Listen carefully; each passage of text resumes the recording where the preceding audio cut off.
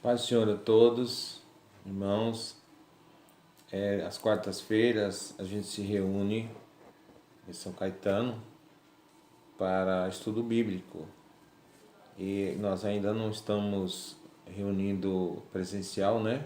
De forma presencial, então eu estou mandando vídeo. Então eu gostaria que as pessoas, como lá em São Caetano, o nosso formato de estudo, as pessoas podem fazer perguntas, também colocar suas opiniões. Também gostaria que isso acontecesse aqui. Em seguida ao vídeo, os irmãos que quiserem manifestar alguma questão, alguma pergunta no assunto, alguma dúvida, colocar também a sua forma de ver para a gente conversar e discutir, é importante. Aprendemos juntos, né? Isso é muito bom. E hoje eu queria falar um pouquinho sobre um assunto que é um assunto bem presente, vejo que vem crescendo, né, no nosso meio, a questão se fala muito em predestinação, eleição incondicional e predestinação, e eu vejo que isso vem crescendo e traz assim até uma forma de você levar o evangelho mais de qualquer maneira, já que você foi predestinado, você foi eleito. Conheço várias pessoas, inclusive na minha família, a família da minha esposa Ruth, que cresceram no Evangelho e por dificuldades da vida, né, as aflições, acabaram se afastando e hoje declaram assim: olha, eu estou salvo, eu estou salva, eu sou predestinada, sou predestinado, não preciso fazer nada. Até mesmo os meus pecados é uma permissão de Deus. É a vontade de Deus, chegam a dizer assim, que é a vontade de Deus na vida dessas pessoas, né? Portanto, eu acho muito sério, eu acho importante a gente discutir esse assunto de eleição e predestinação.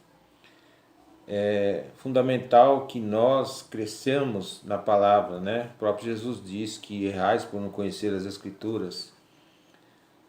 Ah, mas eu sou uma pessoa que eu oro, que eu busco, que eu leio. Sim, o Espírito Santo nos dá o discernimento, verdade, eu concordo. Mas também, a Bíblia também nos diz que muitos são levados por ventos de doutrinas. Hoje em dia está muito forte o uso da internet, né, onde aparecem N pessoas aí, pseudo-teólogos e pessoas até desigrejadas, né, ex-pastores, que vão por essa linha, porque fica muito mais fácil, mais cômodo para que a igreja, para que se santificar. E Deus fala aqui que é a nossa santificação, né? Sem ela nós não vamos ver a Deus. Então, por que dos estudos? Por que dos estudos? Porque o que acontece? A hermenêutica que nós estudamos, ela nos ensina a aprender um pouco mais, a não cair nessas ciladas, né? Então a gente aprende na hermenêutica que existem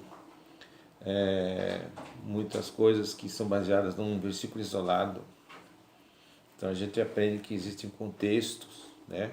Existe contexto próximo, existe contexto remoto, quer dizer, o próximo é aquele que está tão próximo e a pessoa não viu, o remoto, você precisa ir pesquisar mais, estudar mais na palavra, às vezes pegar até um contexto histórico, etc., geográfico, né? Um exemplo que me ocorre aqui, quando Jesus fala, acho que é Mateus 5, que, versículo 38, ouviu o que foi dito, olho por olho, dente por dente. Poxa, Jesus falou assim, não é? Mas já no versículo seguinte, ele diz assim: mas eu digo, se alguém te ferir numa face, oferece a outra. Se alguém pedir para você andar uma milha, ande duas. Se alguém te pedir a túnica, dá a capa também, né? Então, olha só, está ali encostadinho, né? E isso acontece muito.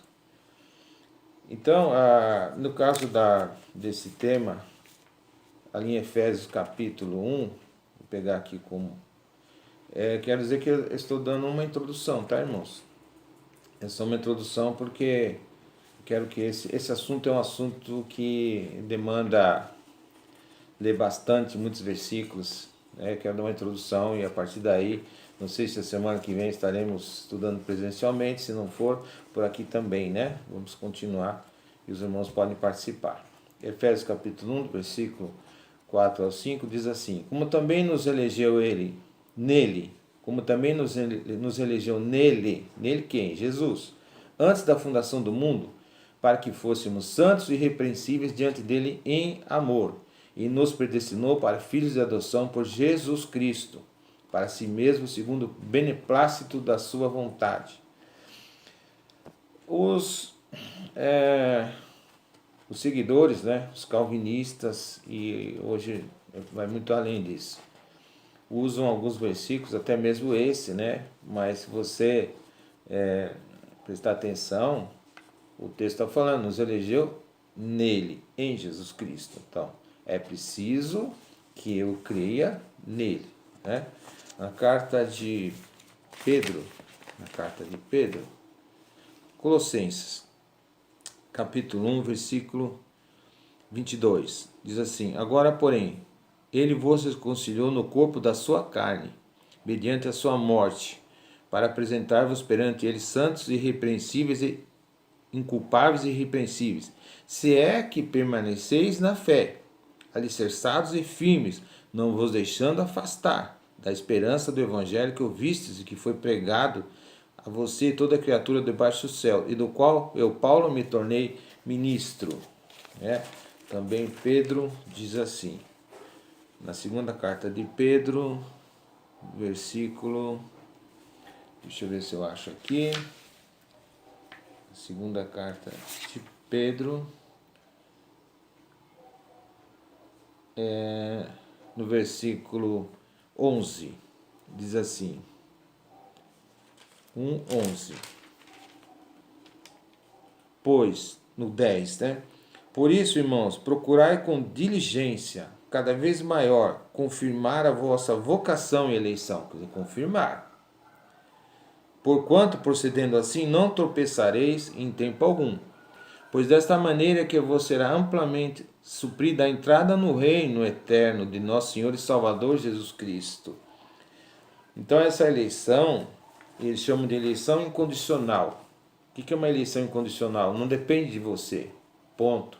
Não é bem assim, né? Aqui em 2 versículos que eu li já deixa claro que eu preciso permanecer, eu preciso me alicerçar, eu preciso confiar. Jesus também fala, aquele que perseverar até o fim, esse será salvo.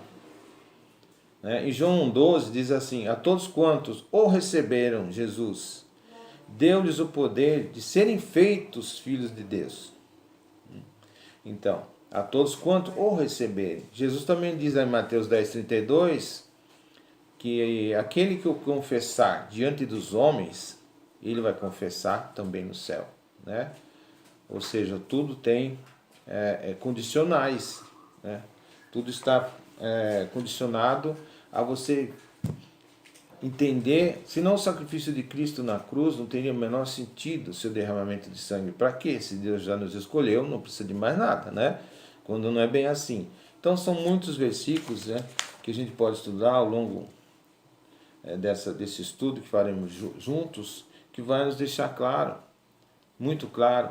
A Bíblia está recheada desde o Velho Testamento dessas condicionais. Para encerrar, eu pensei assim numa situação, para tentar talvez trazer uma analogia, uma situação assim para os irmãos entenderem. A salvação poderia estar, por exemplo, num barco, num navio, e esse barco chegasse num determinado local, buscar as pessoas que estavam ali. Então essas pessoas, para passarem daquele lugar para um outro, né, estavam ali, estavam precisando ser socorridas, salvas, precisavam entrar nesse barco, confiar. Então digamos que esse barco é Jesus. E as pessoas que vão entrar é a igreja do Senhor. Então aqui muitos poderiam não querer entrar no barco, não confiar, não ter a fé, né, nesse barco, que é Jesus Cristo. Como a gente sabe que muitas pessoas hoje não seguem a Jesus. Até podem dizer que seguem, mas elas não seguem. Então o barco seria Jesus Cristo que vem para nos buscar. E oferece esse barco gratuitamente. Mas eu preciso ter fé e acreditar que Ele vai me salvar e vai me levar para outra margem. E nessa navegação desse barco, também alguns podem resolver desistir e voltar para trás. Pular fora do barco e voltar para onde estava, né? Então, mais ou menos assim, eu imagino. Eu posso tentar fazer vocês entenderem levando por essa comparação. Então, nossa salvação está dessa maneira. Preciso ter fé em Cristo, recebê-lo como Salvador. Deus nos elegeu antes da fundação do mundo. Ele predestinou as pessoas para a salvação? Sim, sim. Através da fé no seu Filho, do sacrifício de Cristo Jesus, no seu sangue. A nossa salvação ela está condicionada a essa fé.